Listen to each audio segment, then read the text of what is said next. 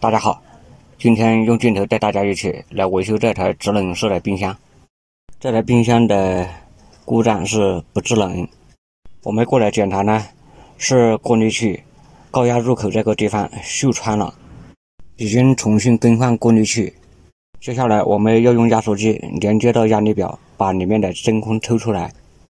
但是我今天发现我这个开瓶器坏了，已经管不住里面的制冷机。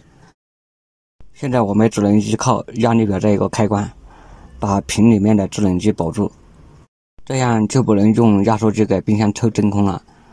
我们只能用冰箱自身抽空阀，把压缩机里面的真空抽出来，然后再加制冷剂。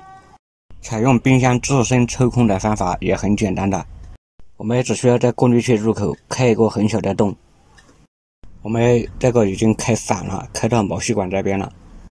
主要是考虑到好干活，然后再启动压缩机，让它自己抽真空。抽空的时间呢，要根据冰箱的大小，还有进空气的多少，来灵活掌握抽空时间。压缩机运行到1至2分钟左右，就用打火机的火焰观察一下过滤器里面还有没有气体往外跑。如果火焰不被吹灭，就证明压缩机里面的空气已经抽完毕，而且还感觉到这个火焰间歇性的被这个过滤器吸进去。